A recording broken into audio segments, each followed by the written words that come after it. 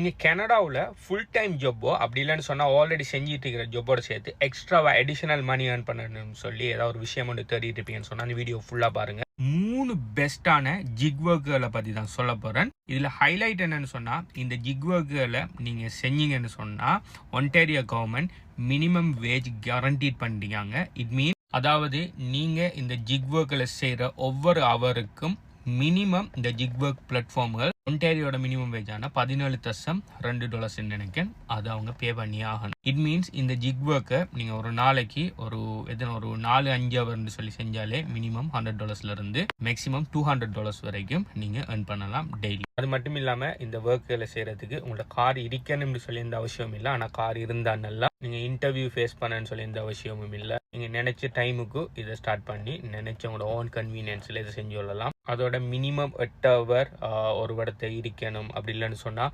40 hour செய்யணும். Full time part time இத்தனை மணிக்கு கிளாக் இன் பண்ண இந்த மணிக்கு கிளாக் அவுட் பண்ணணும்னு சொல்லி எந்த விதமான ரூல்ஸுமே இல்லை. உங்களுக்கு ஒர்க் பண்ணணும்னு தோணினா நீங்கள் ஓப்பன் பண்ணி போட்டு ஒர்க் பண்ணலாம். உங்களுக்கு ஒர்க் பண்ணி போர் அடிச்சிட்டின்னு சொன்னால் க்ளோஸ் பண்ணி போய்ட்டு, உங்களுக்கு போதும்னு நினச்சிங்கன்னு சொன்னால் நீங்கள் க்ளோஸ் பண்ணி போட்டு போகலாம். அது மட்டும் இல்லாமல் இன்ஸ்டன்ட் பே அவுட் மந்த்லி அப்படி பை வீக்லின்னு சொல்லி வெயிட் பண்ணிட்டு இருக்க தேவையில்ல. நீங்கள் ஏர்ன் பண்ணி முடிச்ச அடுத்த நிமிஷமே உங்களுக்கு பேமெண்ட் வர மாதிரி தான் நாணயமான ஆப்ஸ்கள் இருக்குது. இப்போ வாங்க அப்படியான ஆப்ஸ்கள் என்னென்ன கேட்டகரியிலலாம் இருக்குது, இந்த ஆப்ஸ்களுக்கு என்னென்ன ரிக்குவயர்மெண்ட்ஸ் கேட்டிருக்காங்கிற விஷயத்தெல்லாம் பார்ப்போம். இந்த ஜிக் ஒர்க் பிளாட்ஃபார்மில் 3 கேட்டகரியில் நான் உங்களுக்கு சொல்ல போகிறேன்.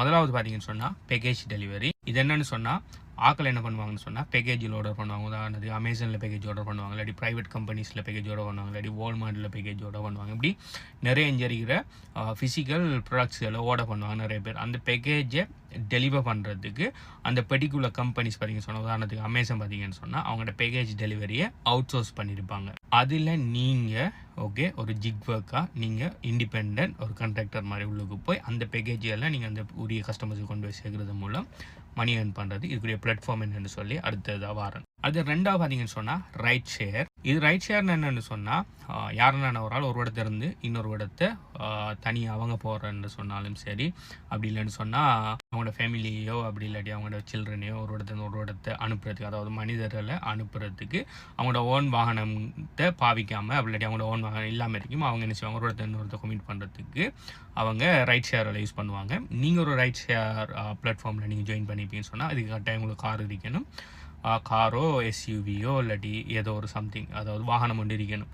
அந்த வாகனத்தில் நீங்கள் அவங்கள போய் பிக் பண்ணி அவங்க சொல்கிற இடத்த ஒன்று ட்ராப் பண்ணிங்கன்னு சொன்னால் அதுக்கு உங்களுக்கு இன்கம் கிடைக்கும். இதுக்கு என்னென்ன பிளாட்ஃபார்ம் எல்லாம் அவைலபிளாக இருக்குன்னு சொல்லி வரேன்னா, அடுத்து பார்த்தீங்கன்னு சொன்னால் ஃபுட் அண்ட் க்ரோசரி டெலிவரி. பாகல் பார்த்தீங்கன்னு சொன்னால் நிறைய பேர் குக் பண்ணுறதுக்கு டைம் இல்லாமல் இருக்கும். அப்படி இல்லைன்னு சொன்னால் வெளியால் சாப்பிடணும் போல இருக்கும். ஆனால் வெளியால் ஒரு ரெஸ்டாரண்ட்டுக்கு போய் அதை வாங்கிட்டு வர அளவுக்கு அவங்களுக்கு டைம் இல்லாமல் இருக்கும். அதனால் ஃபுட் டெலிவரி அப்படி க்ரோசரி டெலிவரி ஆப்புகளில் அவங்களுக்கு தேவையான விஷயங்களை போட்டால் நீங்கள் அந்த பிளாட்ஃபார்மில் நீங்கள் ஒரு இண்டிபெண்ட் கான்ட்ராக்டராக இருப்பீங்கன்னு சொன்னால் நீங்கள் அந்த பிளாட்ஃபார்மில் எடுத்து தேவையான அவங்க எந்த கடையில் ஆர்டர் பண்ணிக்காங்களோ அந்த கடைக்கு போய் அந்த ப்ராடக்ட்டை எடுத்துகிட்டு சாப்பாடு எடுக்கிற அப்படி இல்லாட்டி க்ரோசரி போட்டிருப்பாங்கன்னா வால்மார்ட்டுக்கோ அப்படி நோ ஃபில்ஸுக்கோ ஏதாவது ஒரு க்ரோசரி ஸ்டோருக்கு போய் அவங்க என்னென்ன க்ரோசரி எல்லாம் சொல்லிக்காங்களோ அது எல்லாத்தையுமே நீங்கள் வாங்கி அதை கொண்டு போய் அவங்களோட அட்ரஸில் டெலிவர் பண்ணிங்கன்னா அவங்களுக்கு இந்த பிளாட்ஃபார்ம்கள் பண்ணி தருவாங்க. நிறைய பிளாட்ஃபார்ம்கள் ஒவ்வொன்றிலையும் ஸ்பெஷலைஸ்டாக இருக்காங்க.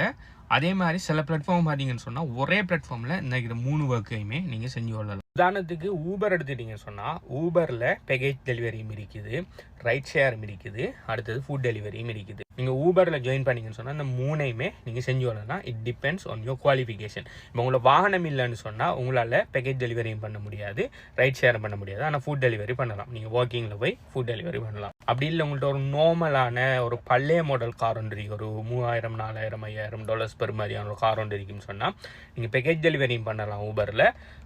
இது ஃபுட் டெலிவரி இல்லாட்டி க்ரோசரி டெலிவரி பண்ணலாம். ஆனால் ரைட் ஷேர் பண்ண முடியாது. ஏன்னா ரைட் ஷேர் பார்த்தீங்கன்னு சொன்னால் ஒரு 5 to 7 இல்லாட்டி 7 to 10 சம்திங் நீ வாசித்தேன். அப்படியே அதாவது ஒரு புது மாடல், அதாவது 7 to 10 வருஷத்துக்குள்ளே இருக்கிற கார் வேணும்.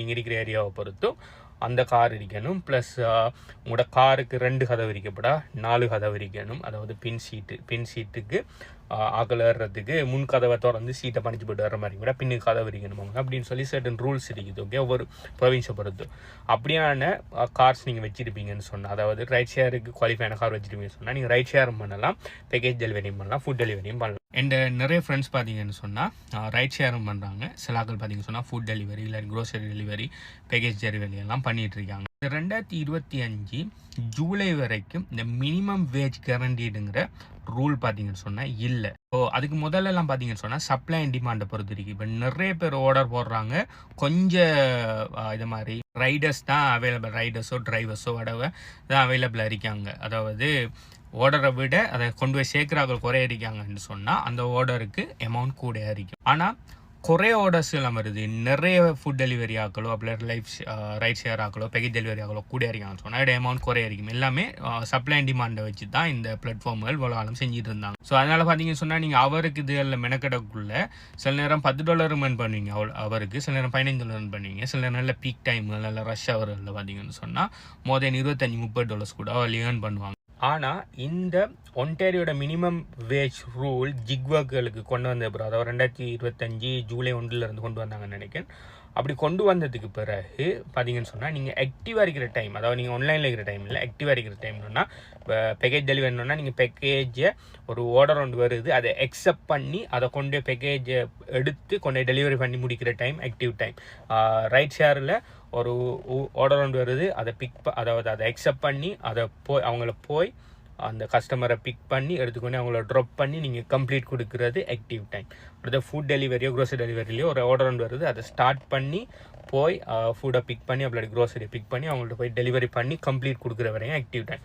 இப்படி நீங்கள் ஆக்டிவ் டைமில் இருக்கிற அவ்வளோ அவருக்கும் மினிமம் வேஜ் கேரண்டி பண்ணியிருக்காங்க. அதாவது ஒவ்வொரு கிழமைக்கு ஒருக்கா அப்படி இல்லாட்டி 2 கிழமைக்கு ஒருக்கா என்ன பண்ணுவாங்கன்னு சொன்னால் நீங்கள் ஆக்டிவாக இருந்த டைம் எல்லாத்தையுமே கால்குலேட் பண்ணுவாங்க. இப்போ உதாரணத்துக்கு ஒரு 12 ஹவர், இந்த கிழமை 12 ஹவர் நீங்கள் ஆக்டிவாக இருந்திருப்பீங்கன்னு சொன்னால் அந்த 12 தர மினிமம் வேஜ் எவ்வளோ 17.2 17.2 பெருக்கினா உதாரணத்துக்கு எவ்வளோ வரும், ஒரு $500 வரும். சும்மா பெருக்கி பார்க்கல, சும்மா $400 கட்டாயம் அவர் ஏர்ன் பண்ணியிருந்திருக்கணும். $400 விட குறைய ஏர்ன் பண்ணியிருப்பேன்னு சொன்னால் பேலன்ஸ் எவ்வளோ வரைக்கும் அது அந்த ஜிக் பிளாட்ஃபார்ம்லேயே உங்களுக்கு தந்துடும். அதை தாண்டி நீங்கள் $400 தான் மினிமம் வேஜ், ஆனால் $400 விட கூடுதலாக நீங்கள் இதெல்லாம் சேர்த்தால் ஏர்ன் பண்ணியிருப்பீங்கன்னு சொன்னால் அதை கூடுதலாக இருக்கிற பறிச்சு எடுக்க மாட்டாங்க. அவங்க மினிமம் வேஜை விட நீங்கள் கூட ஏர்ன் பண்ணிக்கிறதால ஒன்றுமே செய்ய மாட்டாங்க. ஆல்ரெடி நீங்கள் மினிமம் வேஜை விட கூட ஏர்ன் பண்ணிட்டீங்க. நீங்கள் குறைய ஏர்ன் பண்ணியிருப்பீங்கன்னு சொன்னால் எவ்வளோ குறைய ஏர்ன் பண்ணீங்களோ அதுக்கு அடிஷனல் அமௌண்ட்டை இப்போ கொடுக்காங்களாம். என் ஃப்ரெண்ட் ஒரு ஆள் ரைட் ஷேர் பண்ணிக்கிற ஒரு ஃபுல் டைம் ரைட் ஷேர் பண்ணுறாரு. அதாவது அவர் ஊபர் ட்ரைவ் பண்ணிட்டு இருக்கிற ஆக்களை ஏற்றி கொண்டு ஒரு ஊபர் செஞ்சுட்டு இருக்கிற ஒரு ஃபுட் டெலிவரியும் பண்ணல, பேக்கேஜிங் செய்யல, அவர் ரைட் ஷேர் மட்டும் தான் பண்ணிக்கிறார். அவர் சொல்லுவார் பீக் டைம்களில் போகக்கூடாது, அதாவது காலையில் ஏர்லி மார்னிங் 6 to 9 இல்லை 6 to 10 அந்த டைம், அதாவது ஆஃபீஸுக்கு ஆக்கள் போகிற டைம் ப்ளஸ் சனி ஞாயிறு ப்ளஸ் ஆஃபீஸில் இருந்து ஆக்கள் வர டைம் 4 PM ஒரு 7 PM அந்த மாதிரி டைம்களில் அவர் ரைட் ஷேர் பண்ணக்குள்ள அவருக்கு மினிமம் $20 to $25 ஏர்ன் பண்ணுறது. அதாவது அது என்னன்னு சொன்னால் அவர் மினிமம் வேஜை விட அவர் ஏர்ன் பண்ணுற விஷயம் கூட. ஆனால் கார் தேய்மானம் இருக்குது, கேஸ் ப்ரைஸ்கள் இருக்குது, எல்லாமே இருக்குது. இருந்தாலும் அவருக்கு எவ்வளோ ஏர்ன் பண்ணணும்னு சொன்னால் $20 to $25 ஏர்ன் பண்ண என்ன சொல்லியிருந்தார். ஆனால் இந்த இன்னொரு ஃப்ரெண்ட் பார்த்தீங்கன்னு சொன்னால் அவர்கிட்ட பழைய கார் இருக்கிறதால அவரால் ரைட் ஷேர் செய்ய முடியாது. அதனால் ஃபுட் டெலிவரி அவர் பண்ணிட்டு இருந்தார். அவர் சொன்னார் $20 இல்லை, ஒரு அவருக்கு $15 to $18 அப்படி தான் அவரால் மேக் பண்ண முடியுது. சில நேரம் 12 ஹவர் ஒர்க் பண்ணாலே $100 அப்படி தான் வருது. அதுவும் கஷ்டமாக இந்த மாதிரி எனக்கு ஒரு நாள் சொல்லியிருந்தார். ஸோ இந்த மினிமம் வேஜ் ரூல் வந்தது பார்த்தீங்கன்னு சொன்னால் இந்த food delivery grocery delivery plus இந்த பேக்கேஜ் டெலிவரி பற்றி எனக்கு தெரியல. ஏன்னா பேக்கேஜ் டெலிவரி யாருமே இந்த சர்க்கிளில் பண்ணுறல. ஆனால் பேக்கேஜ் டெலிவரியும் ரைட் ஷேர் மாதிரி கொஞ்சம் அமௌண்ட் கூடன்னு சொல்லி தான் சொல்லியிருந்தாங்க. But I am not sure.